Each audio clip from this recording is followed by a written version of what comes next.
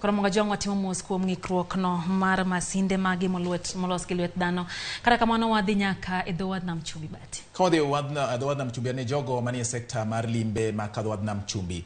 Koni kopogore kod higni mokalo mag yiero. Wang'ni gintiere kod geno ni kwan welo matimo limbe Mombasa biro bedo malo. Magi koni en kaluwore gi kwe kaachiel kod arita magi neno kojiw Mombasa mokalo kopogore gi thuolo mokalo mar yiero matungni mag siasa ma osechako nyiedhore e seche ma kamagi. To kaka jafwambo marwa ma Mombasa George Aoko leronwa moko kuom jogo matiyo e tend geche jowuoth koni ok gimor gi kwan dhano masani koro ng'ado gari kadhi dala.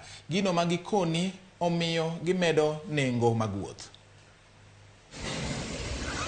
Dho wath ma Mombasa kae chenro mag ohala na jogo maloko mwandu mopogore ne welo matimo limbe Mombasa dhi makare.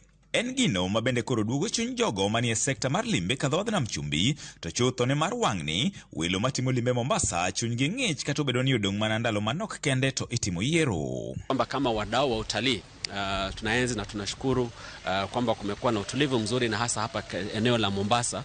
Ikumbuka kwamba miaka iliyotangulia na chaguzi ambazo zimepita hiki kimekuwa kitovu cha vurugu na fujo hasa inapowiana na shughuli hizi za uchaguzi, lakini mwaka huu imekuwa tofauti. Ikwae makoni sani gin kod kwana tamalo prauchiel mag welo matimo limbe utende mopogore kadho wadh nam chumbi lero ni gidhi nyime kod chenro mag neno ni onge gima kelo kihondko ne welo e kinde mag yiero. Kuna utulivu mzuri sana.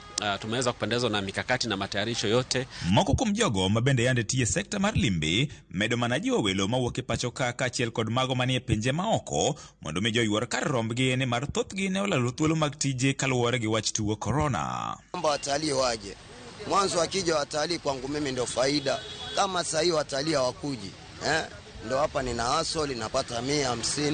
Etesend bas momembe tayari moko kuom jogo matie gache jowuoth koni ok gimor kata matin gi kwan maduong' mag jowuoth masani ng'ado gache kadhi Kaluo gino magikoni omiyo gimedo nengo wuoth.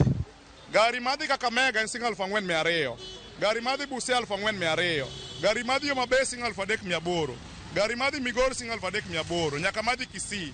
Lakini ging'ado kamano geshe go pong kabisa. Monda manyi ticket ne joga na nekecho ngo beni gidhi dala anago kura Likoni Timbwani kora no karo na renga dhegi kura lakini kechkoro nyithindo no loro gafla ema abiro monda manyi ne gi ticket gidhi dala gibedi after election mondo giduogi ema biro yudo kagara yudo kotemrena de garo pong. Weg gache mating'o jowuoth kone chakre tarik 5 dwe mar 8 nyaka tarik 7 gache oseng'adi mopong' te kata obedo ni nengo wuoth gi ng'awo malo.